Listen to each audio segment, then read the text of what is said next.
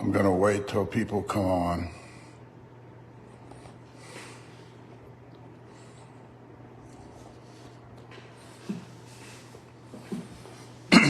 Should look big in this shirt.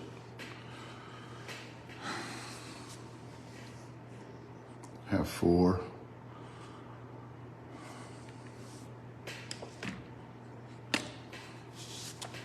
Now, no, I didn't tag Murray. Murray, get on here. I want to talk about a bat. That I'm sending you. I'm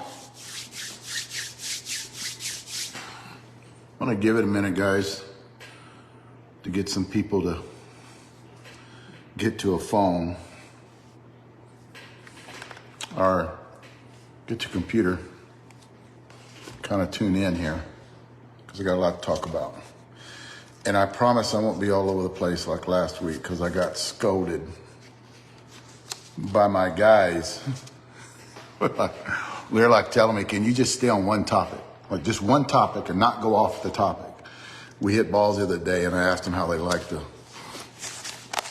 Facebook Live and how did it go? And that was their biggest thing, is one topic, that's it. You know, stay on that and then go to another one. You started going all over the place, you know. I'm like, it was my first one that I did. But I hope you guys got a lot of information off of it. And basically, what I want to do with all these Facebook Live on Fridays, and I'm doing it before Leroy comes on, and he usually comes on Fridays. I think he's been playing tournaments and he hadn't been coming on the last couple of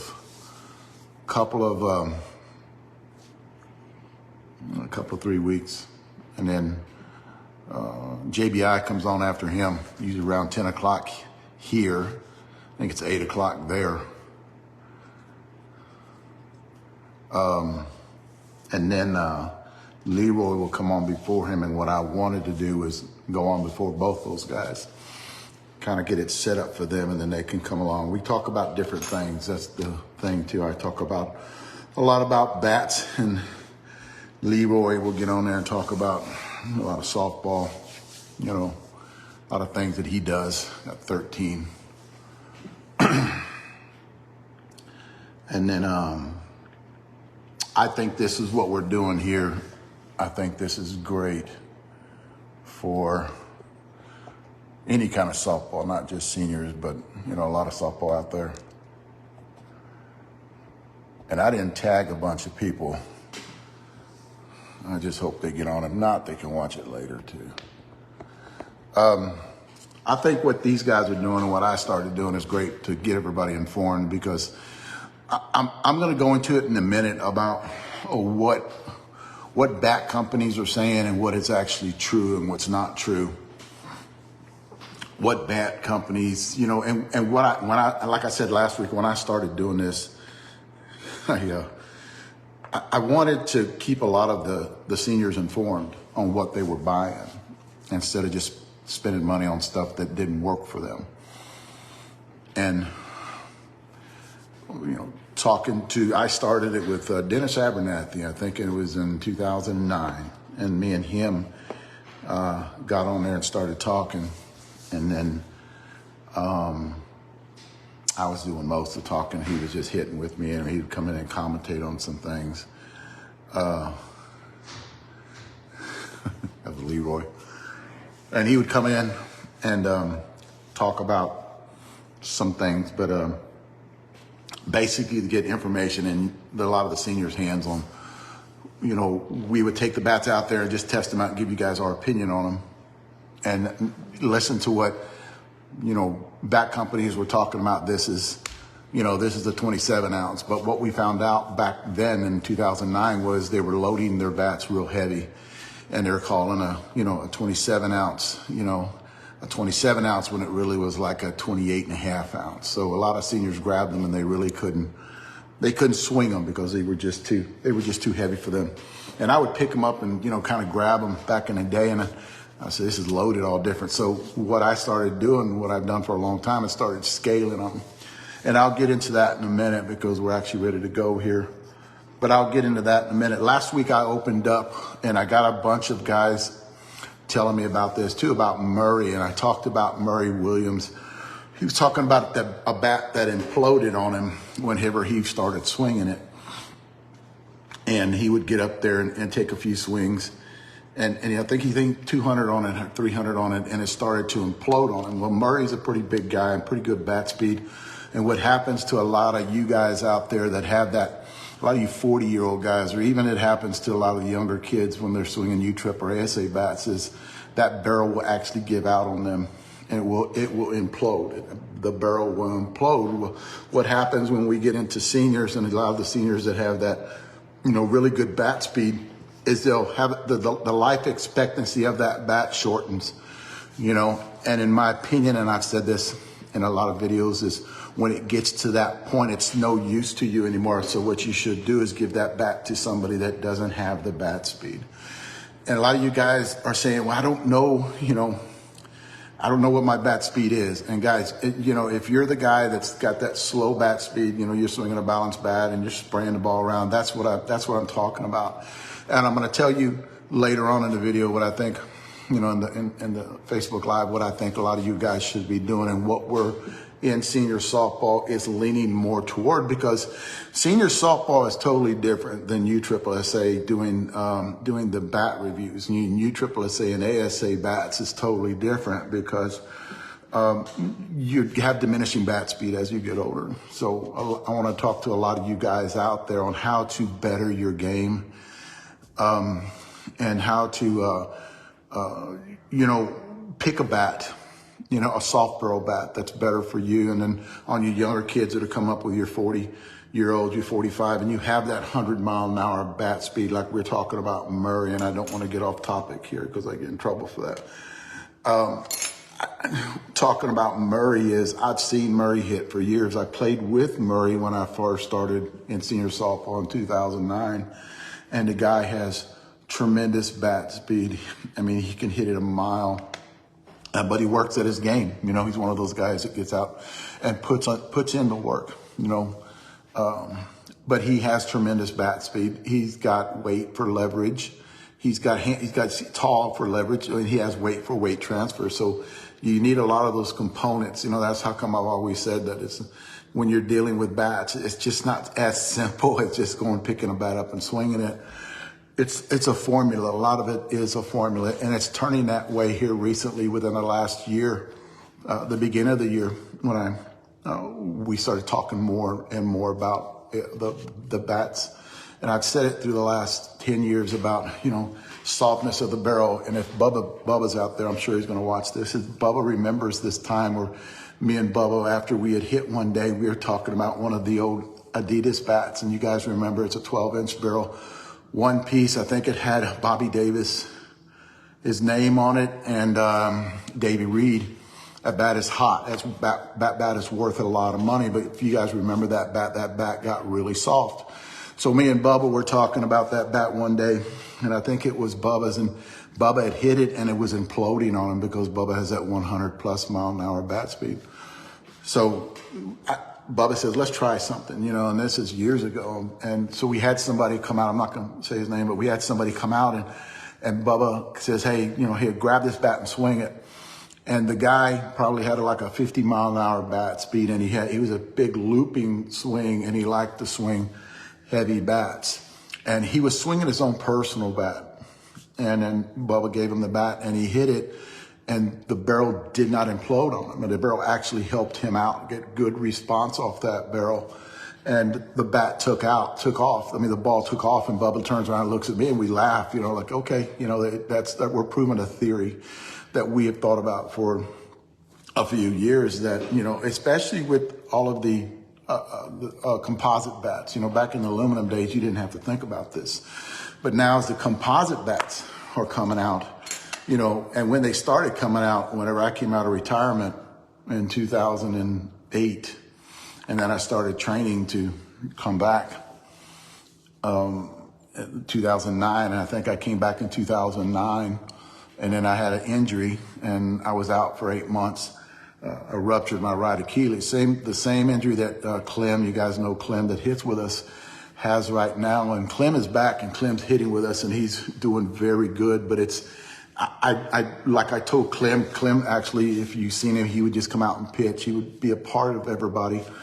And he would come out and pitch when he was rehabbing and he was hurt and he was just out there, but he liked being with the guys.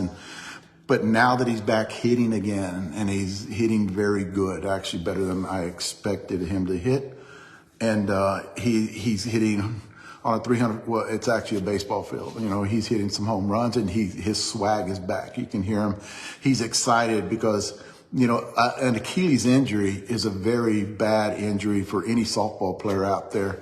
And whenever I had mine in 2009, I think the year of 2010, that I was coming back and playing, I went to the emergency room and I asked the doc how long before I'm back playing softball again. And he shook his head and he goes, "You'll never come back from this injury." And he told me that. And what I want to tell a lot of you guys out there is, doesn't matter, you know, this is an emergency room doctor, you know. And then what I did was I went to a sports medicine doctor because I was devastated. You know, I had worked so hard to get back, you know, to top level playing, and then all of a sudden my Achilles snaps. I had it, and I went to the hospital emergency room, and the guy tells me, "You're done, man." He goes, "You're lucky if you ever be able to walk right." And this is an emergency room doctor, so don't get discouraged when you have a bad injury, and don't listen to the first guy that comes up and tells, the first doc that comes up and tells you something. Just go get another opinion. And I was like almost tearing up because I had worked so hard to get back, and the guy's telling me that I'm done. I can't play no more. So I went to a sports medicine doctor in San Antonio, and I walk in there and they do an MRI, and I said, "Okay, doc, when can I come back?" He goes, "Well, I'll have you back in about 8 months at 100%. I'm going, "You're kidding me," you know? And I was back in, I think it was 5 months, 6 months, playing in Phoenix at the end of the year. But Clem had the same injury that I did, and he got cut on, and he had a big cut in the right. It was his right side, same as it was with mine.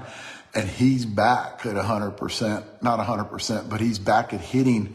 I mean, like we were talking to each other, and he's got his swag back, and he's walking around. And there you go. I'm getting off topic because that's not even what I was going to talk about. First thing I want to talk about, one of them is 4th of July weekend, guys. You guys stay safe. So have a happy 4th of July weekend. Happy birthday, Leroy Dozel. And another thing too, my birthday was last week. I want to thank everybody that took time out of their day to send me some birthday wishes. I really do appreciate that. And I tell you what, I don't give a shit who you are, man. I went through every one of those to see every one of those people who sent me a birthday wish. I was going through them, and I look at, don't let anybody think they don't look at everybody that sends that. I do. And I think a lot of you other guys out there that get those birthday wishes, and you'll go through there and you'll look at them. And I did. I went through all of them. It wasn't a lot, but I went through a lot of them, and I looked at all of them and recognized everybody that did that. And I want to thank you for the birthday wishes. I'm 63 as of on the 22nd of June. Getting a little older, and first thing I want to talk, as I talk about that, I had doctor's appointments this week, and if you know that I'm talking a little bit better in this video than I have in the last few videos, is this. I'll talk about that in a minute, but the first thing I want to talk about is I think you guys need to know what this is. This is a CD. What was this is a CD, and it's of my back. So I just had that done on Monday, and I've been having some back trouble for about 2 months now. And if you guys watch the videos, you can see I'm not fully extending all the way around. Whenever I hit, lost a little bit of power, and I've been taking kind of keeping away from the hard drugs, but it gets to a point, and it's on my lower part of my back, and it's down on the right hand side when it goes into my sciatic, and I know what it is, guys. I am in tune with a lot of doctors here in San Antonio, and I know what the problem is. I've had back issues most of my life, and I think I told you the guys this a long time ago. Is the reason that I swing a very light bat is because I can't swing the heavy bats, and you'll hear me in the videos. That thing just hurts my back if it's too end loaded. So I've trained myself to hit a lighter bat with power, and that's goes into everything. We talk about weight distribution, and I'll talk about weight distribution in a minute too. So, and where I actually fell into this weight distribution thing, and it was years ago because my back's been pretty bad for years. So I went in yesterday, and I have been having back pain really bad for about 3 weeks now. And if you guys listen to me talk, I kind of slurred a little bit. The last few videos that I've been doing kind of slurred a little bit. And if you guys know anything, I love playing. I love hitting, and I love playing the game. But there's a time where you got to take a little bit of a break and go see a doc and find out what the problem is. I knew what this problem is because it's a nagging injury. So I went in yesterday and got an epidural, and you guys know what that is. You get that shot in your back, and because what happens is there's so much that, any kind of medicine will do. That's Motrin. And then there's another one in here that I would take. That Motrin has to have blood flow to get to the place to actually get rid of the inflammation. If you don't have blood flow to that place, there's other things you have to do to get that inflammation away. Wrist injuries, right? Especially. You don't have a lot of blood flow in your wrist, so you have to actually take injections to get rid of that. And I've done videos on this too before, guys. Don't go through the pain, because you're not going to get rid of it, doesn't matter how far you ice it, especially in your back, because that putting ice on your back I would not recommend doing it, because in your back, they call them the dinosaur, where you have your vertebrae that go up. They had that injection was about that far into my lower back yesterday, and they have to go deep. Well, that ice is not going to get that far into there to actually help with any of that inflammation. Plus blood flow in your vertebrae where that nerve is at, there's not a lot there. So you have to have other means of actually correcting that. The only other one that I know is injections, guys, of steroid injections, getting that steroid in there to actually clean it up. Is what it's called. And that's in your shoulder, guys. That's in your knees. Don't have a lot of blood flow in your feet. You don't have a lot of blood flow in those areas. And it's not a connective tissue kind of, even in connective tissue. You guys, when I talk about my Achilles too, whenever I popped my Achilles, it didn't hurt. I popped that, the biggest tendon they tell you in your body. When I snapped it, it didn't hurt because there's no nerve endings that go in there. There's no blood flow, and it didn't bleed. I just popped the tendon right, snapped it. It didn't come off the bone. It just snapped it. So the way to correct that is going away from the Achilles, but in my back, as I went and got an epidural, but they wanted to have an MRI done first. And this is the person that I went to. You guys need, in San Antonio, y'all need somebody. The guy, I've known his dad for years, 25 years. His dad's a chiropractor who helps me out, has kept me out of, chiropractors too, have helped me out of 2 different surgeries on my upper back and on my lower back. On this one, especially here, they wanted to go in and do a discectomy and kind of cut the disc, and then they wanted to get it away from the nerve ending. And my chiropractor's going to let me work on you. So they actually decompressed me, which chiropractors do. I'm a firm believer, and a lot of guys aren't, but I'm a firm believer in chiropractors. I think they can help you out tremendously to get aligned, because I do believe in that alignment, especially with the hips and having bad ankles and bad feet and bad knees and stuff like that. I agree 100% in that. So what I did yesterday, going through all this pain and not being able to sleep at night, and kind of chomping on a little bit of, a little bit at a time, to get this medicine, this painkiller to get the pain where I can get through everything, is I got an injection yesterday, and oh my Lord, I'm good. I'm not taking any. I'm off the pain meds. It's been more than 24 hours. I'm off the pain med, and usually what I do is I go in, and 2 weeks later he's going to see me for a follow-up, and if there's any more pain, he'll go in again.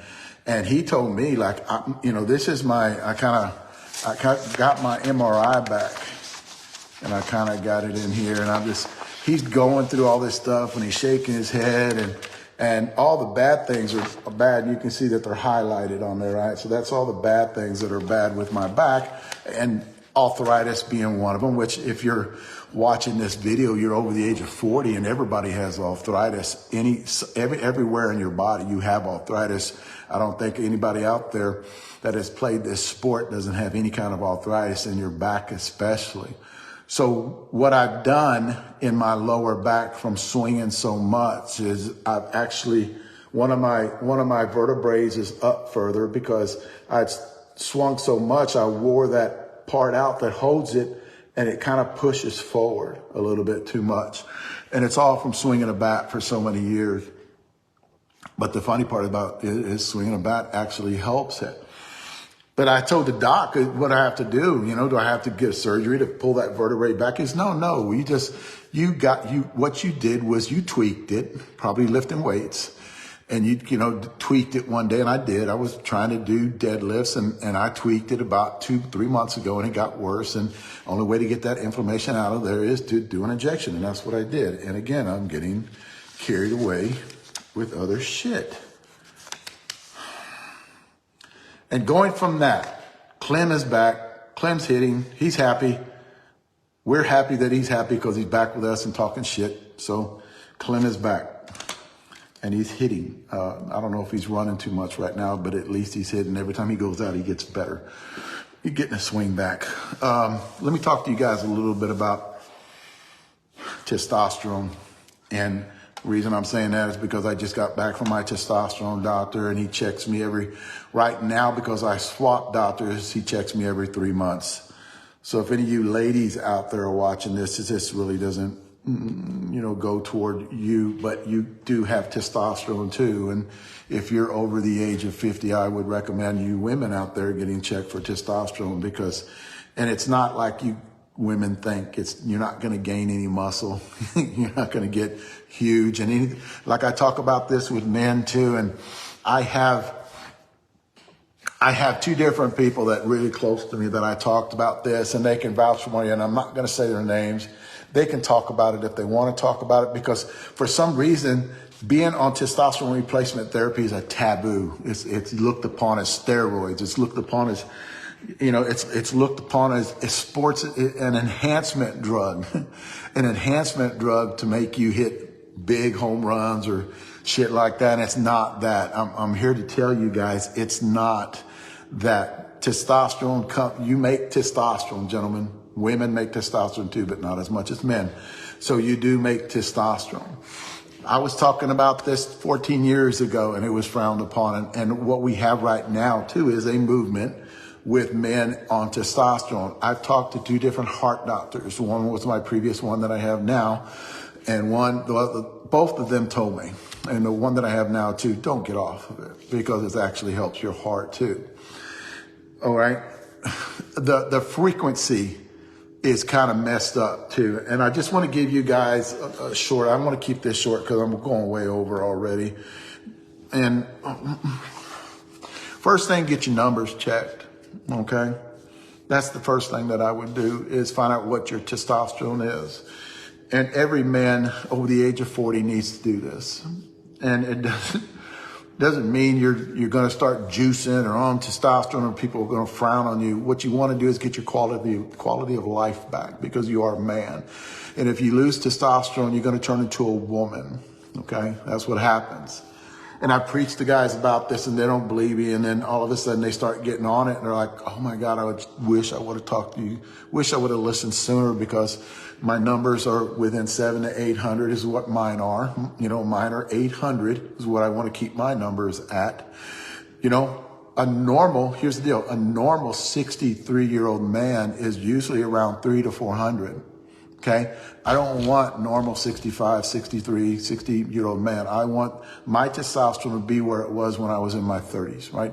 Late 20s, early 30s. So what testosterone does to a man, it keeps you from turning into a woman, right? It keeps you from getting fat where you don't want to get it. It makes having low testosterone, you're lazy. So you need to keep your numbers up, but there's things that you have to think about before you get on this, and talk to your doctor, your urologist, because that's who I talk to. And I do ask a lot of questions about it. One is you have to get a phlebotomy every 3 months, because testosterone does It does thicken your blood for one. It does higher. It does make your red blood cells higher. So getting a phlebotomy, giving blood every 3 months is actually good for your body, believe it or not, and good for other people. Okay, and then actually turning it over, getting your hematocrit down where the normal levels that it's supposed to be, because you just can't get on testosterone and not give blood, guys. Your numbers are going to go through the roof on your red blood cells. It's going to thicken your blood. That's for one. Another thing too, it's a lot of guys talk about is it causes cancer. It does not cause cancer. What it does is you have cancer, it will make it grow faster. That's the thing. When I first started looking into this, a lot of people on the internet would talk about TRT and they would say, get away from it. And I did my research. I talked to doctors, and I read papers on it. It does not cause cancer. What they say is you have a history, all right, of cancer, and they're learning about this within the last few years of the cancer gene, and you can get checked for that.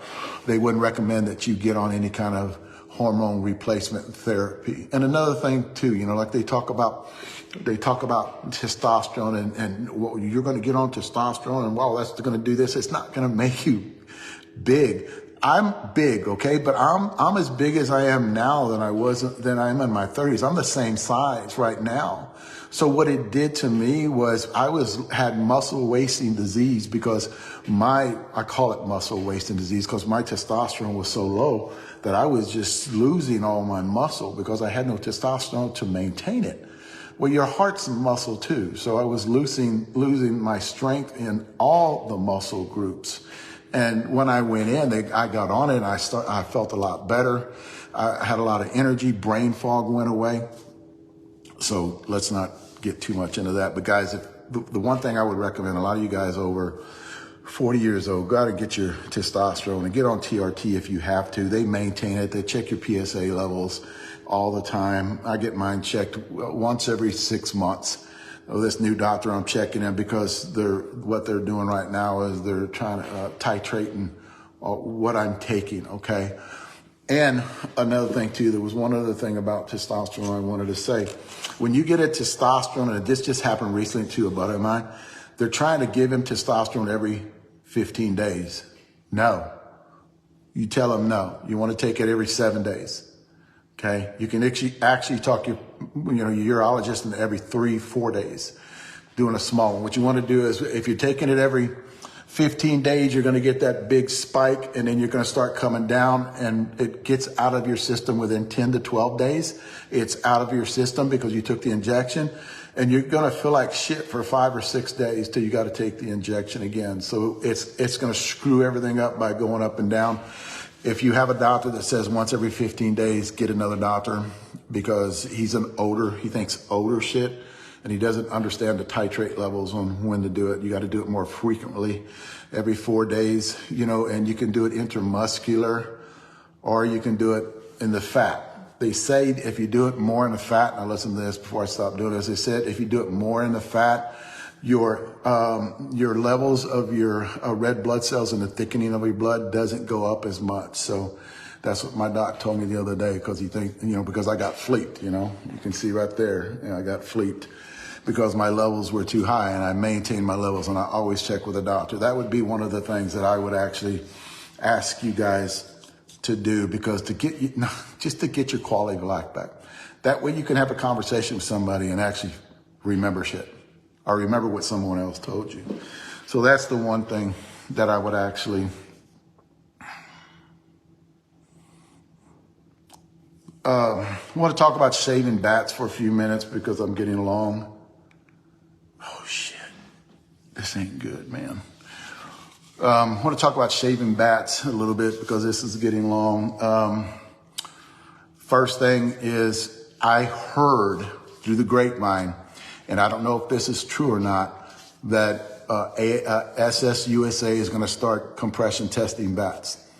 Now, if this is true, that's just a step, guys. And as long, like I said, as long as they're a step, toward actually doing something about this. I would actually add in weighing bats, putting them on a scale, like you can see right here, and weighing the bats to see what the weights are and do they compare to what they're actually saying on the bat. A lot of you guys ask me about, I talk about bat speed. When I talk about bat speed, I'm not talking about exit speed from a ball. Whenever you guys hit a ball, I'm not talking about exit speed. I'm talking about your personal bat speed without a ball. So when I'm talking about, it depends on what your bat speed is. Okay, what's your bat speed? And I talk about Bubba's being over 100. I said that because he's watching. Talk about Bubba's being over 100, and mine is, I think mine is the 80s. I'm just thinking mid 80s, late 80s is what mine is. And having a bat that matches your bat speed. So when I talk about bat speed, I'm not talking about ball exit speed with the little ball tester and they can tell that. That's totally different. I'm not talking about that. A lot of you guys were asking me questions about that on the internet, and I just thought I would address it here. A lot of you guys on behind the scenes are going to be seeing us do some hitting with some black bats. Those are, and we've been doing this for a long time, and I said it in another video, those are research and development bats, and I'm not going to tell you where they're coming from. We did it for China one year. We were doing research and development on bats. And what we do is when we hit them, we write on them, what we think about them, balance points and shit like that. We weigh them and we get the balance points on how and what they are. Going right into that is you'll see some black bats, and I won't have them like right now. I started doing a lot of the pictures of the bat.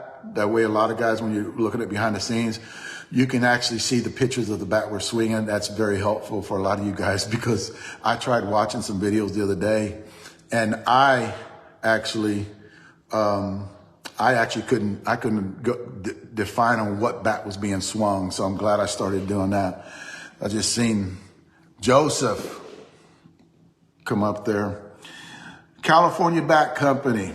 I just got a message before I got in this reason I want to talk about this. It's California Bat Company. They're asking me, how long does it take for to break in the enforcer? Well, the enforcer is a bat, and and I want to walk right into this about categories because I don't want to run over here, guys. You guys know that I actually separated my categories. So there's going to be a fast category, fast bat speed, and there's going to be a slow bat speed categories. But what we're doing nowadays, and you guys are going to see the bats here in a minute.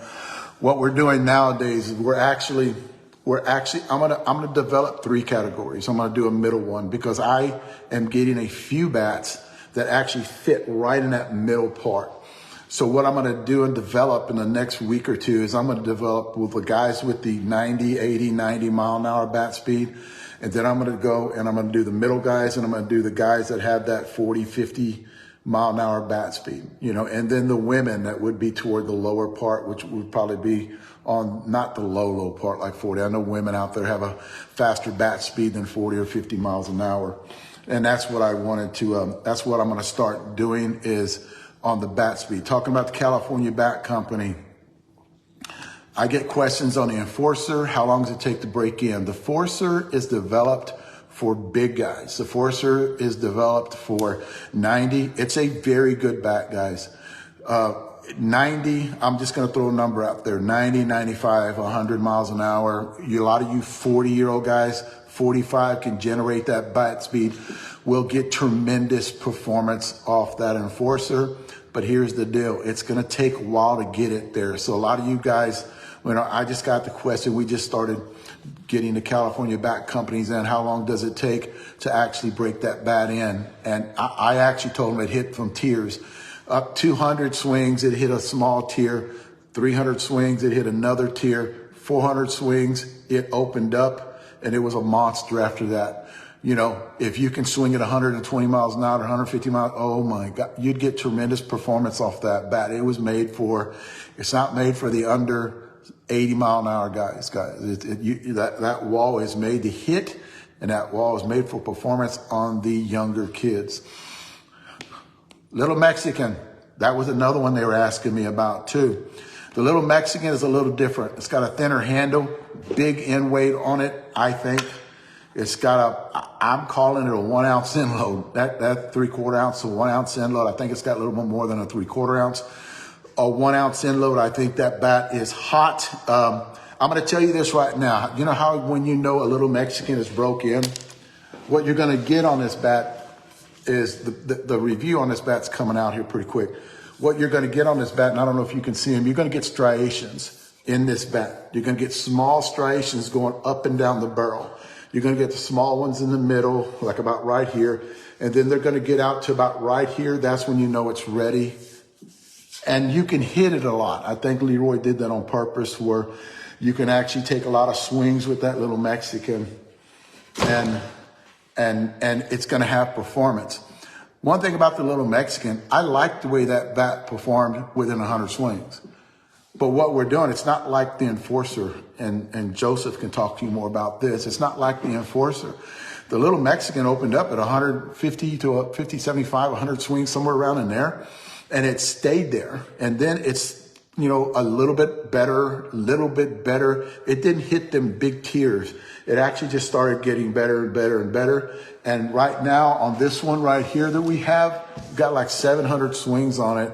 It is ready to go, and it doesn't have it only has striations in it. We have not cracked one yet. You guys know what I'm just going to show you this too. I don't want to get too far. If I run over, I run over. This is what the inside of a bat looks like. You guys see that without the end plug. This is what the inside of a bat. I don't know if you guys ever saw this, but this is what the inside of a bat actually looks like. Somebody split that open and sent it to me. But that's what the inside of a bat actually looks like. A lot of them will have different kind of plugs down in here in the handle. However, they're going to weight the handle.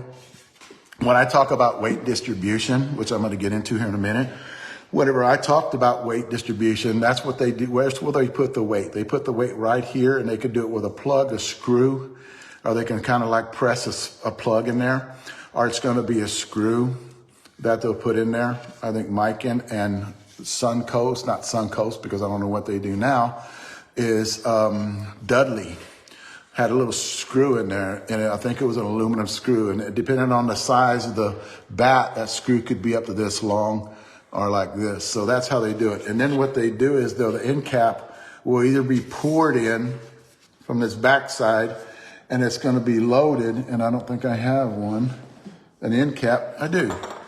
So basically this is what it looks like. So you're going to have this that's in here. You can see where they close up together. And this came from a Mike Masinko, and they'll actually either pour that in from the ass end, or they'll load that plug on the end and smack it in there to where they get them going. So just to let you guys know, if you are going to be tuning into my channel, you're going to know the way these bats are loaded and how they're loaded on the end, the thickness. The one thing I bitched and moaned about 12 years ago, 13 years ago, is the size of this plug. If you guys remember the first time, and I'm getting off topic here in a minute too. If you guys remember whenever I first started coming out and talking about end plugs, I got videos out on this too, is a lot of the guys would load that end plug all the way up to here, like on a 27-ounce bat. So you would have all this space in here that was taken up, which had no flex, right? So you were actually wasting this much of the barrel and shortening that sweet spot. So what happened, development that people would do through the years, and I would actually say dense mass. If you can move that mass further down, and I'm talking too much about that because I'm giving too much of you guys shit away. And then all of a sudden you're going to say, oh, I came up with this new shit. I've had that before. Blooper videos. Guys, I put out blooper videos, and it's just entertainment for you guys to look at, and they're kind of funny. That's not scripted. You guys can actually tune in and watch that on my YouTube channel. Custom balls. I actually didn't go out and get one right now, but Carlos Vega has custom balls that you could stamp, have your name stamped on them, have your team name stamped on them. I got a few of those. The problem with mine is they're too hot for what we do. So I'm going to get rid of them. Let me explain to you guys about bat reviews.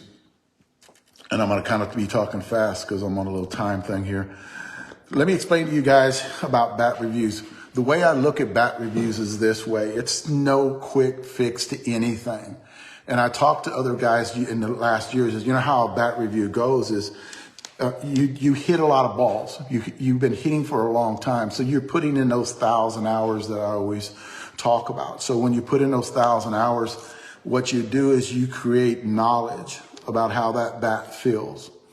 So what you're going to do is, with that knowledge, you're going to take a bat, and you can remember a few years ago the way that another bat felt. So this bat feels better, and the balance points are better, and it's fluid with your swing, and it has better performance. So what you do is you rank that one better than that one. Back then, the problem is you have to swing a lot of bats to do this. So I think a lot of the bat guys right now that are falling off, that started doing this and are falling off, are those guys, they haven't had a lot of swings of these other old bats in front of them. They're doing what they have now, and they're coming up. I don't want them to stop. I want them to get into time, and I wish they still would stay in there to get that knowledge going forward, or pick up some of them old bats.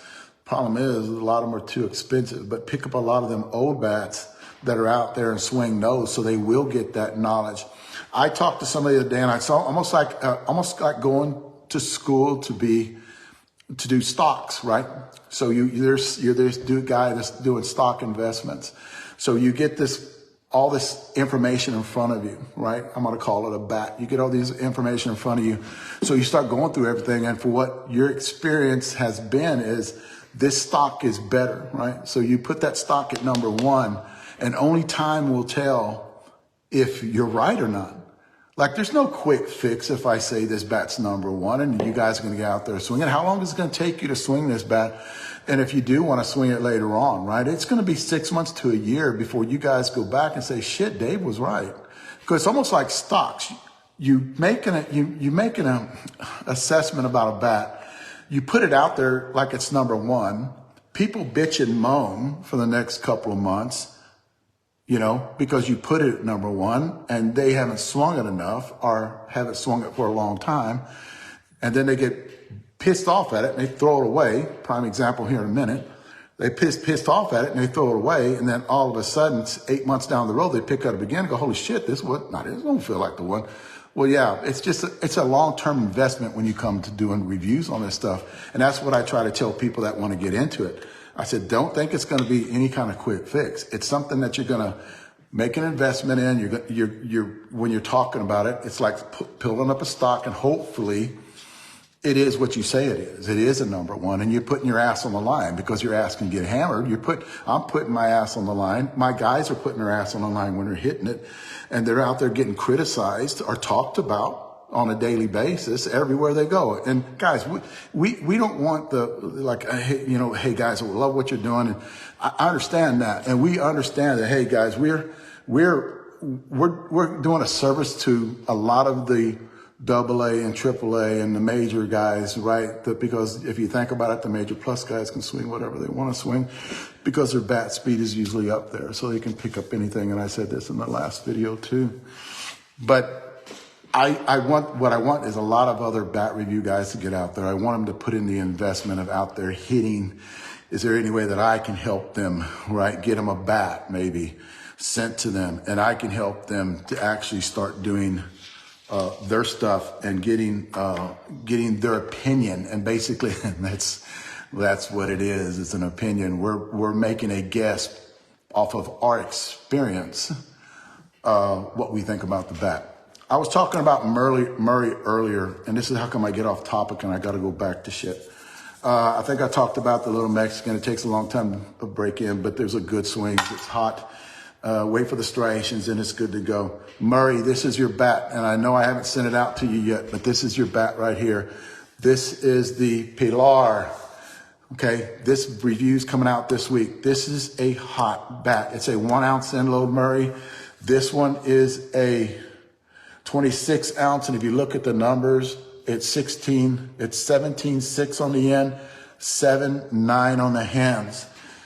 Great barrel, right? But it's a barrel like I talked about. I'm going to separate all of my stuff into 3 different areas. It's that higher one at 90, 80, 90, 90, 100-mile-an-hour bat speed, going to get tremendous performance. A lot of the guys that actually swung this, your Mark Reeds, your Bubba, and even John, Pilar, Chino, actually love this bat because they got that bat speed to compress that wall. Murray, you know, I told you I'm sending this bat to you. I'll send it out tomorrow. I just wanted to keep it to do this, talk about this bat with you and talk about you guys with this bat.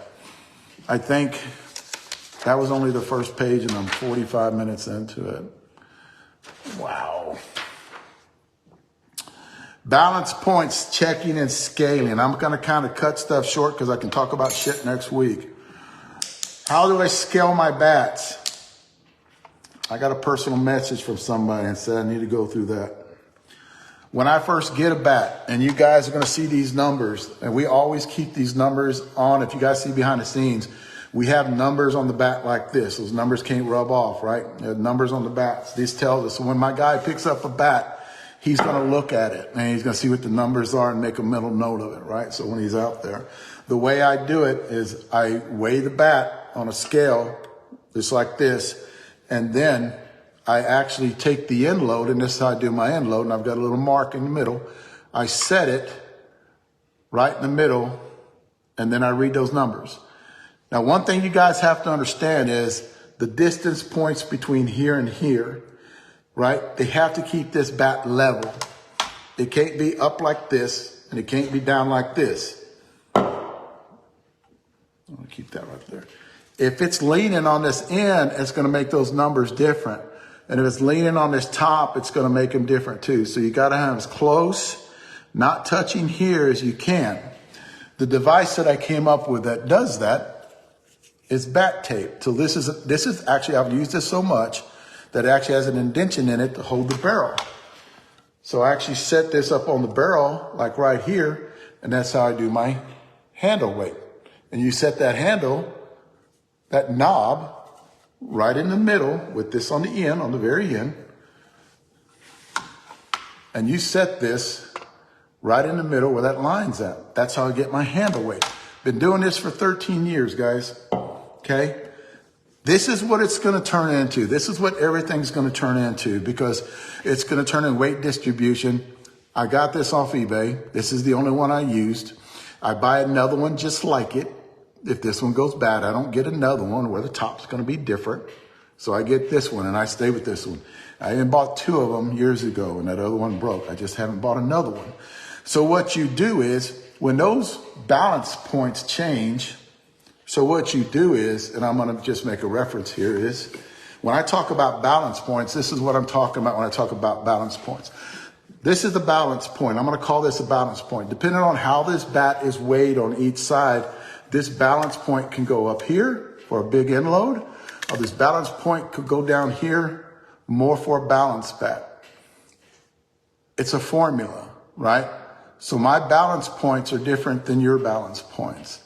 Softness of the barrel is different than your softness of the barrel. I'm reading something.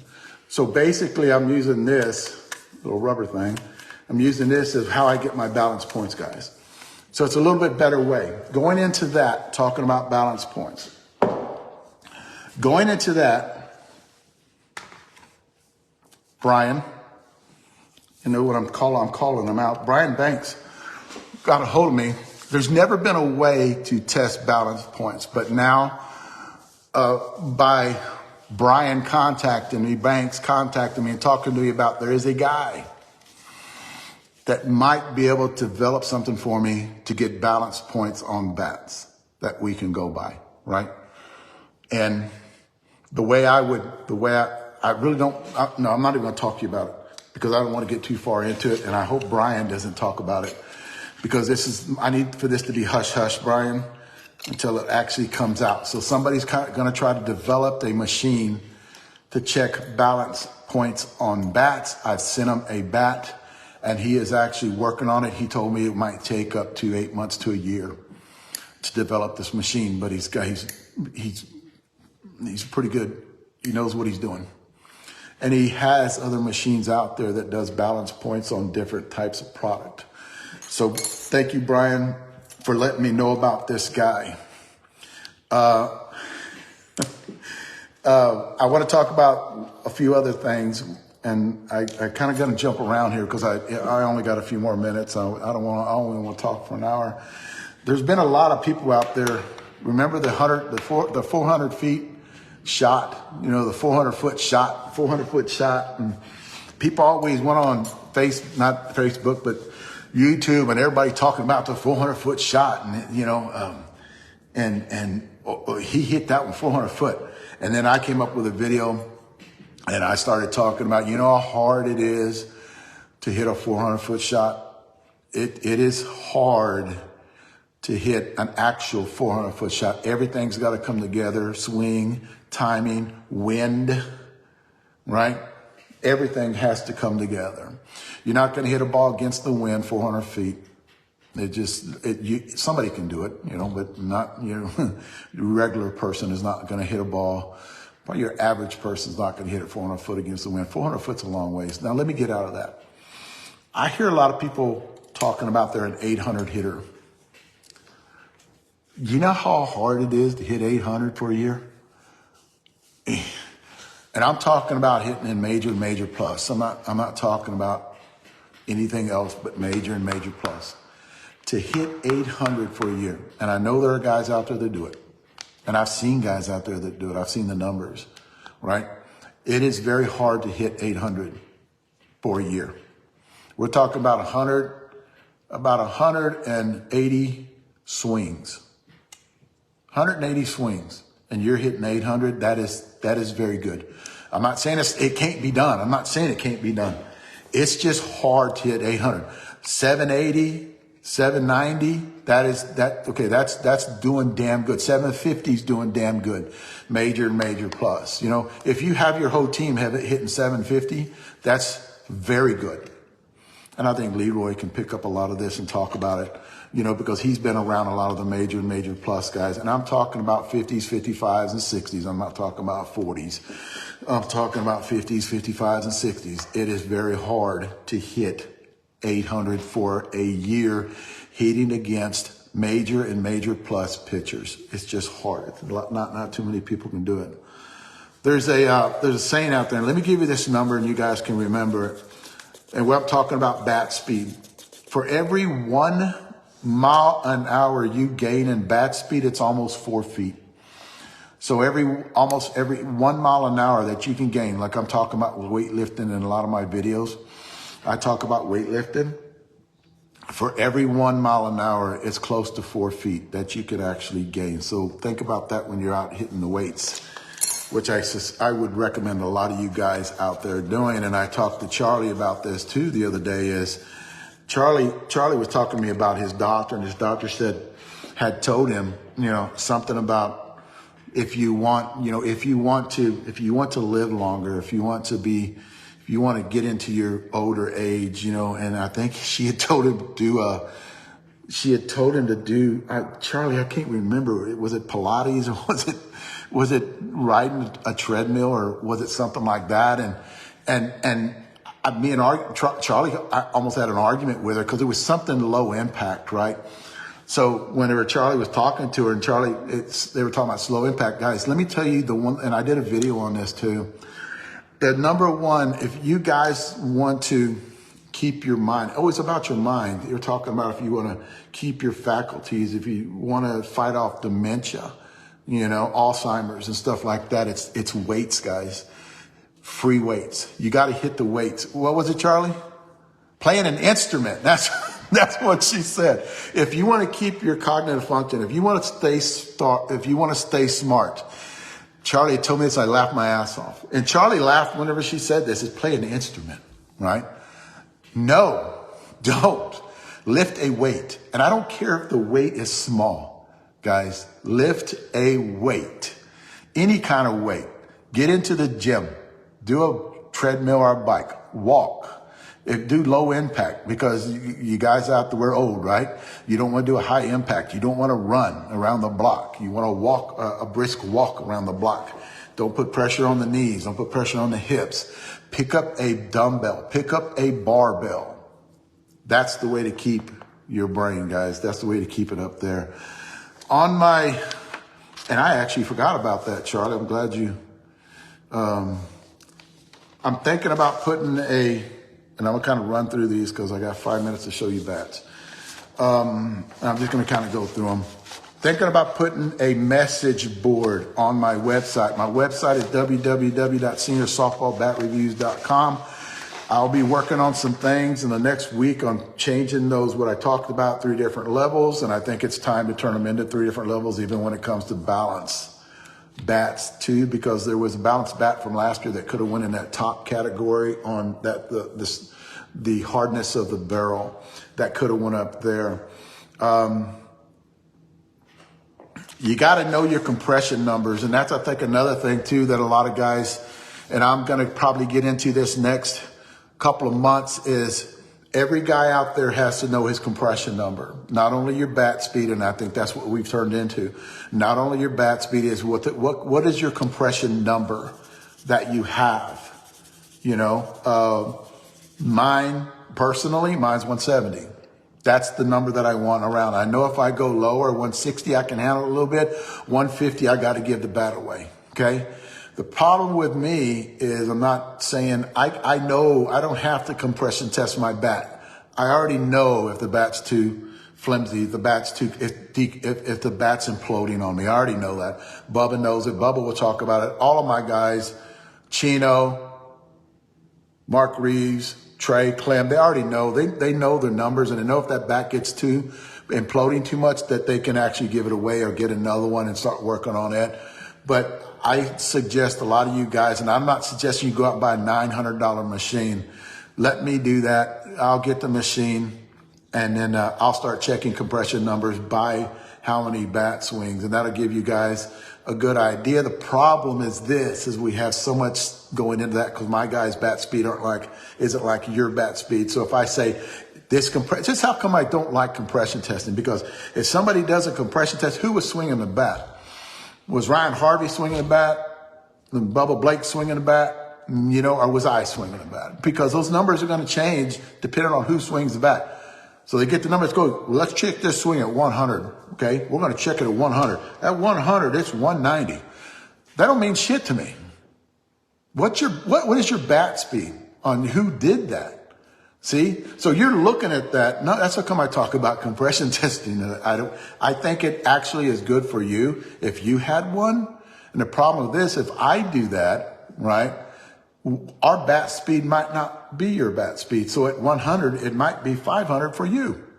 And it's 100 for me. So you're thinking that you're going to get there at 100. Well, you're not, because your bat speed's not what mine is, you know, or shit. You might get there sooner than me. If I say it's 200, it's going to compression test my number at 170. You might have a higher bat speed, so you're getting that there at 100. So it's turned into this.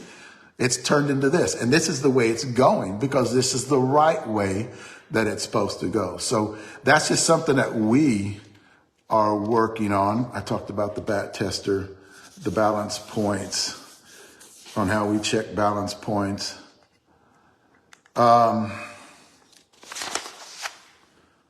Message board. I'm going to put a message board up. I'm going to work on it, guys, because I think that if this is going in that direction where we're going to have to talk about things, and this is, oh shit, and this is going in that direction where we have to talk about things, I think this is a good movement that is going to actually help you 40-year-olds, even your 30-year-olds later on, but your 40-year-olds, 50, 55, 60, all the way up to 75 and 80-year-old guys, because there's bats out there that I've seen 80-year-old guys swing that I think are very bad for them. And there's bats out there that is the Mike Masenko. Remember the black and gold Mike Masenko? Great bat for the older guys, your 60, 70, 80-year-old guys, because that wall flexes a lot. And that would be a great bat with a lot of the older guys. God, I can't get into a lot of this shit, man. It's kind of pissing me off. Wow. I'm going to partnership. and we've talked about this, but not really got on tune. We've actually agreed to it. I'm going to partnership with a sporting goods company. The reason I'm going to do this is because it's going to benefit a lot of you guys out there, because I want to get you guys discount codes where you're not paying full price for a bat or a glove or anything like that. So what I wanted to do, and the only way that I would do this is not for me, but for you guys, is get you guys a discount code where you can call it, get a little bit of a price break whenever you are buying bats, anything that has to do with softball out there, because it's a pretty big sporting goods company out there. So I am working with that.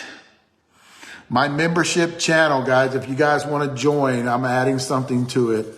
I'm doing a bat giveaway every month. So all these bats that I'm fixing to show you is going up for auction, not auction. It's going up for a raffle at the beginning of the month on my membership channel. So if you're part of my membership channel, which I hope you would join, if you're part of that membership channel, I'm doing a bat giveaway once a month on bats that we have. And they're not going to be the shitty bats like I talked. They're not going to be shitty bats. They're going to be good bats. Some of them might be brand new too. So that's what I wanted to do for you guys. A lot of you guys were asking about how can I distinguish between two different things here. Suncoast, this bat right here. How can I tell if this is a new one or the old one? Signatures. The ones that have signatures on them are going to be the old ones. The ones that don't have signatures on them are going to be the balanced. And I'll talk about that in a minute. And I do mean balanced. All right. Dudley 2.0s. I'm only talking about the Dudley 2.0 on the 12-inch blue bat. That's what I'm talking about. How can I tell if it's a new one? And nothing to you guys that are up there trying to sell Dudley 2.0s that are the reissued ones, you ought to be ashamed of yourself and offering $400 for that. That bat is not as good as the one with the serial numbers on them. If it has a serial number on it, it means it's the old one, and that's a better bat, right? On you older guys, won't be for your 40s because it's going to implode too much. And if it's being sold right now, it means it's old, right? So your 40s, 45, 50s have that 100 mile an hour, 80 mile an hour bat speed. Don't buy that bat. Let some guy that's older, let some guy that's older actually pick that bat up and swing it. It'll be better for them, but it's got to have a serial number on it. Or it's a reissued. Reissued aren't as good. Reissues are good, but not anywhere close as being an OG. That's another thing too I wanted to talk about. Let me talk about bats because I'm getting way into it and I don't want to get off because my guys will give me a hard time about that shit.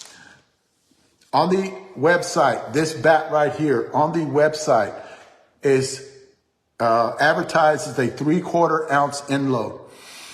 Now, I'm going to get along. I'm not going to go way too far into it. I'm not going to explain why. I'm just going to tell you, this is not a 3/4 ounce end load. This is a new one. It does not have the names on them. The ones that have the names on them are 3/4 ounce end loads. This is a reloaded to a lighter load. This bat is good. I'm not saying this bat is a piece of shit. This bat is good. Really good for balanced guys. Want to place the ball. Really good. Distance-wise, not so much, but it is a balanced bat. You're not going to get a lot of distance on a balanced bat. Like I said in the review, from home plate to 300 foot, this is the best bat you can buy right here. But guys, it's not a 3/4 ounce end load. So if you're one of those guys that likes that big end load and you're going to buy this bat, you're going to be disappointed because you're not going to get the performance on it. Save it for those balanced guys out there. Wow.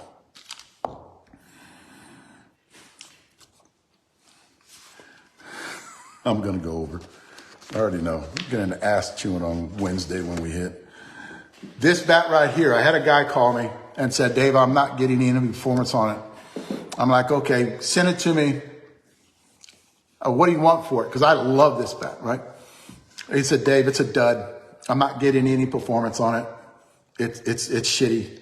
And I go, well, what do you want for it? He goes, you have a wig popper? I said, I got a brand new wig popper, right? Wig popper's my gamer. I went out in the garage, got a wig popper, sent it to him. He got the wig popper. I got this bat in. So I was going to do a test. It will be out on video. The test will be out on video. He had lizard skin all the way up to here on it. So when we first started hitting this bat made a ugly ass sound, right? Sound like shit. So I took the lizard skin off, and like I did, I put my wrap on it. You know, it goes right to the end of the fingers. I put my wrap on it, right? Right when we took it out, started hitting it, made a different sound because we took the lizard skin off of it, right? Made a different sound, different performance. It's hot, and it got hotter. So what I think happened to him was he didn't give him two things. He didn't give it enough time to break in, and he had too much weight on the hands. So he wasn't getting that sledge effect. And this is a 27 ounce. He wasn't getting that sledge effect, right? So it wasn't helping that barrel break in. So when you load the hands with a lot of weight, there gets no flexation. That's a new word, right?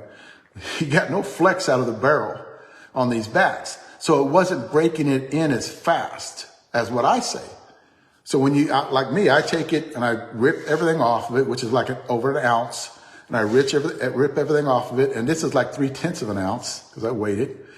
And what I did was I took it off. So I got more of a sledge effect, more impact toward the barrel where that barrel would flex. So it broke in faster and the bat is hot as shit. So, and you'll see the video on that because I actually documented everything because I wanted the guys to see. And the guys, listen to the guys when they hit it. Ain't nothing wrong with this bat. This bat is hot. Let me talk about these bats real fast. These bats are advertised, and I got so much shit here that I got to go for next week. I'm just not going to do it now because I got to get into bats, and it's already running late, and I'm sorry for everybody else that's going to go behind me. Advertising for this bat right here, and it says 1 ounce end load. Again, guys, again, I'm not saying this bat's a piece of shit. I'm just telling you, and what I'm here for is doing the 1/4 ounce balanced, 1/2 ounce, 3/4 ounce, 1 ounce end load on it. These people, I don't even think they're lying to you. They're not trying to snake you. Hopefully. I just think that when they're all their balance points are different. So when they call this one a 1 ounce end load, right? And numbers don't lie. And you guys saw, right? You guys saw earlier about the way I weigh my shit, right? So look at these numbers and remember them. This is a 26 ounce. It's got 16.4 on the end, right? 9.1 on the hands. 1 ounce end load. 16.4. Remember? 16.4, 9.1. Party time. I'm not going to pull it up again. Go look at the website. Party time is a 1/2 ounce end load. This is a 25.5. So you have 16.5 on the end, 8.2 on the hands. So the hand weight is lower than the supposedly 1 ounce end load on the Bobby knife arm. It's not a 1 ounce end load, right? This is not a 1/2 ounce end load because if you look at that 8.2 number, it's got light hands. So what bat are you going to get performance out of, right? You're going to get a little bit more performance out of the lighter hand weight, right? Because it's more of a sledge effect. When you have a sledge effect, it's more compression on that wall. That being said, and I got to tell you guys this now, both bats cracked. And I think it's mainly, and I'm going to kind of get this out of the way because I'm going to start free talking here. I think it's mainly because I have a bunch of guys that love swinging hot bats, and I'm not judging the bat because it cracked at 450 and one of them at 400 swings, and that's roughly around. And I'm not going to judge the bat because it cracked early. I still ordered 2 more, paid for them, and I have those coming in. What happens with my guys is when they see something they like, they tend not to let it rest. They tend to pick it up. And when I'm not looking, I have my back turned and they do this shit on purpose. And I'm calling you guys out on this right here is when I have my back turned because I have video on it. So when I have my back turned, they sneak it in there and they'll grab it and they'll start hitting it because they love getting that performance. 2 very good bats. I'm not talking about regular bats. These are 2 very good bats. They're the best bats since the 2.0. And you're talking about the Doom. You guys throw the Doom out there. You guys throw that Lift in there, which I thought was a crappy bat. You're throwing all those out there, right? This bat is hot as shit. It makes a different sound when you're hitting it, especially when it's fixing to go. And it is fire until it goes. The problem that we had with it was, and we're getting that performance on a low end, like I told about a low end weight, right? There were 16.5, 16.4 on the ends, and we're getting that performance. That's hard to believe that I'm getting this performance, this much performance on a bat with not that much end load, right? So what did I do? I went up in weight. The next two that I get in, I went up in weight, but I'm going to monitor the way the guys hit them, because when you get a high performance bat, guys, and I'm going to go into a whole detail about another video about this. You've got to let them rest. You can't pick them up and take 20 to 30 swings on them. You can't have the next guy in line come out and grab the same bat and start swinging with it, because you're just tearing the barrel up is what you're doing. So those are the two ones we're working on. I want to get into my bats because I don't want to piss anybody off here. And I talked about this bat. This bat's a hot bat, but they're not making them anymore. And they're coming out with a different version with a different name. Same bat, but it's going to have a different name on it. They can tell you more about that, or actually chime in right here if you're listening to me on what the name of that bat is going to be. This is the two-piece Deuces that's coming out this week. Good barrel. That's a good barrel on this bat. Good performance. Two-piece 13-inch barrel. That one's coming out. Hangman. A lot of you guys that have a lower bat speed, Hangman's a badass bat right here. You guys with that 80, 90 mile an hour bat speed, this bat is good right here. This is my gamer right now. As of right now, unless something changes, this is my gamer right here, Wig Popper. And the reason why it's my gamer is because it is forgiving. You can miss-hit shit and hit it a mile. I'm going to go through these fast, but kind of stay with me. Oh, wow. Balanced. Mike Deal. And again, like I talked about these bats, guys, they are 34 inches long. I've weighed them. I've measured them. They're 34 inches long. I personally think they're with another bat manufacturer, another bat place. They're not being manufactured in the same warehouse. They're changing. Now, let me get the other one. I love the way this bat looks. I love the way this bat feels. The connection is different, guys. Again, it's 34 inches, right? Talking about that one. And we swung those the other day. You'll see the video later on. This is the Mike Masenko. Again, I think the barrel length on this bat, I put them against the old one. It's maybe a 1/4 inch shorter, you know, so instead of a 14 might be like a 13 3/4 on this bat right here. This is the Mike Masenko, right? We've swung them. We're gonna put a round on them. Probably 50 swings a bat, right?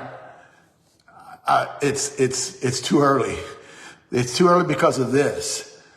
I'm hearing from other people at about 100 swings, they're going to change on you, right?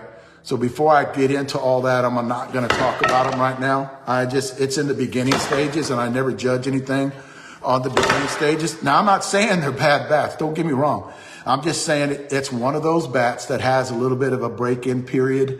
Maybe guys from Miking can chime in and say, hey, Dave, it takes 100, 150 swings, get to these bats. And it's something new to us. It's actually made from a different manufacturer, a warehouse than from Miking, you know, different technology too, because they're actually the Gamer series.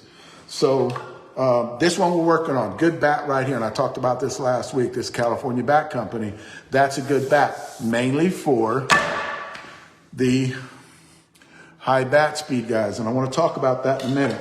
This one too, we're working on this one. So we got swings on this one that you guys can look at on behind the scenes. California Bat Company too. Was that last one Icebreaker, California Bat Company? Yes.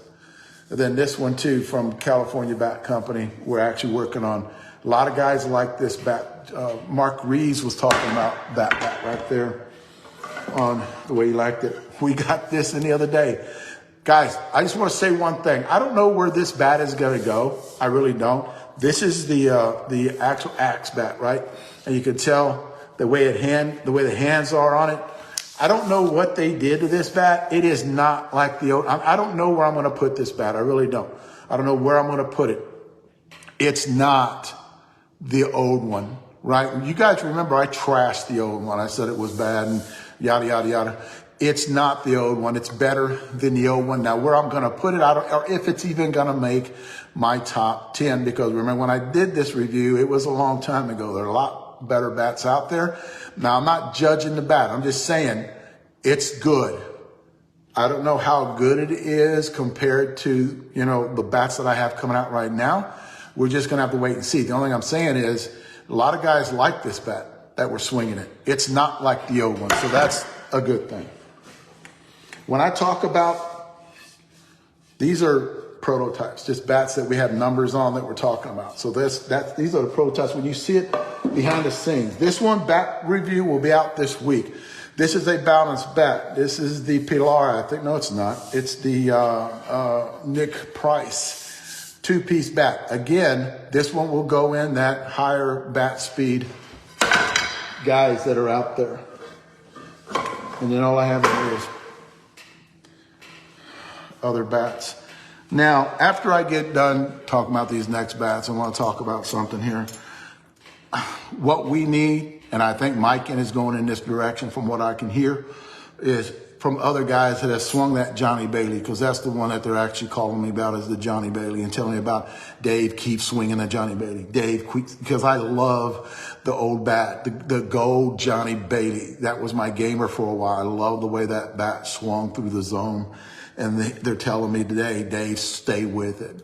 When we first started swinging it, it was like it sounded weird. It was different, just stay swinging. Once about 100 swings into it, it started making this boom sound. And I'm like, okay, now he got me excited today because we don't hit till next Wednesday or Thursday because of the 4th of July.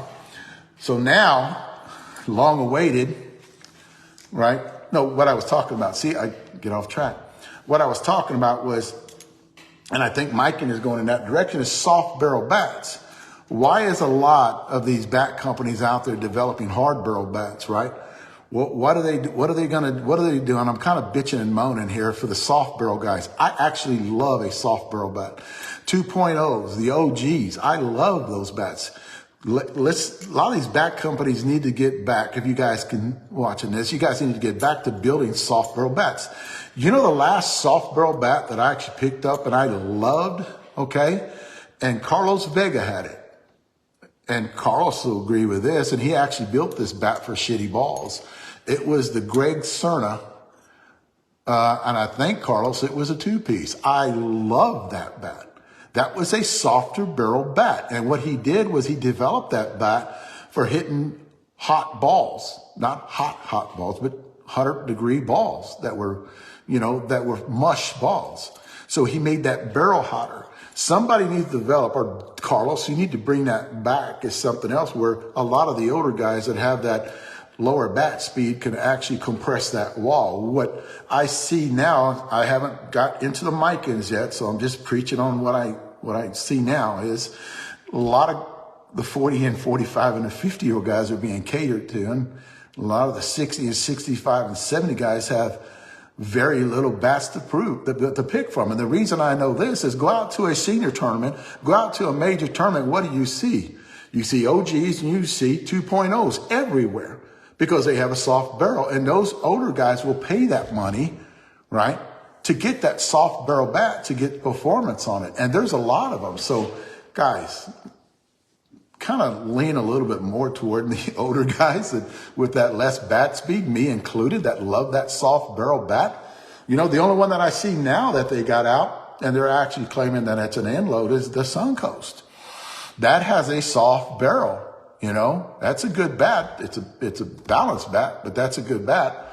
And it's got that, I'm talking about the Reloaded. That's a good bat. Now, I got a Fat Guy BP. This is the last one. I ought to just make these like an hour and a half long. Fat Guy BP. Messaged me. The only thing he said is, you need to swing this bat. That's the only thing he said. And I'm like, okay. So I got a call to Carl. Actually, Charles Darley got a hold of me from Proton. He said, I'm ready. So he sent me the 2-piece, and I'm going to say those are 13 inches. This is the 26, 16.3 on the end, 9.8 on the hands, right? That's the Proton 2. And this is a 27. It's got 16.9 and 9.7 on the hands. A little heavy on the hands, but if that barrel is good, I can handle that. I can handle that 9.7 if that barrel is good. Or if that barrel is soft, I can handle that. Then I get this one too. 1-piece series, Proton 2, right? This is supposed to be a 0.5. And I call it a 0.5 because I did the numbers on it. 9.2 on the hands and 16.3 on the end. So I call it a 0.5 is what I call it. 1-piece bat. Bat feels good. Bat feels good. Cannot wait to get out and swing these. It's got a good knob. It's not the small knob, right? It's a good knob. Handle's a standard handle. It's not a thin handle. It's not an 18 handle. It might be a 20 millimeter handle. Handle feels good. Next week, I'm getting the ASA model of these bats too, because remember, I'm doing ASA reviews too. And then I got this one into the LJ24. This is from Proton. This is a 27 ounce, got a 16.9, 9.7 on the hands. So a lot of people are talking about Proton right now, and a lot of people are asking, out of all the bats that I've done, a lot of people are asking, you guys see that? I like those colors. I really do. Those are badass colors. The orange, and I think that's a navy. But a lot of people are asking me about Proton. Have you done the Proton? Have you done a Proton? Actually, the biggest request I get is off of Protons. So, but we got them, and we're going to start hitting them. I just got them in. I think yesterday is when he sent them to me. I'm having some more, the ASA next week, and I think he might be sending me one other ones is what I think he had said. And the only thing he said was, just swing them, tell me what you think about them, and keep me informed, guys. That's it. I ran over again. My guys are going to be on my ass. And I hope I didn't go in too many different directions. My back's feeling good. I might play in Aggieland. I don't know. I got to test it first. A lot of people are going to Aggieland next week to play. I don't know if I will be there. I know my teammates will be there, but I don't know if I'm going to be there. It all depends on how the back feels. If the back feels good, I'll be there. Guys, thanks a lot for listening. I'm sorry I ran over Leroy, JBI. They're coming up next. You can watch them. Guys, thanks a lot. I know I missed some shit, but I'll just add it into next week, and stay tuned, and everybody stay safe. Thanks, guys. See this. Right, guys, I hope you enjoyed that video. I got a couple more here that I want you to take a look at. And if you haven't already, hit that like and subscribe button right down here below. And I also have a membership channel. It's that little join button that you have right down here. Click on it, and it actually has a small video in there that explains everything in the membership. Plus, it actually helps support what we do. Thanks, guys.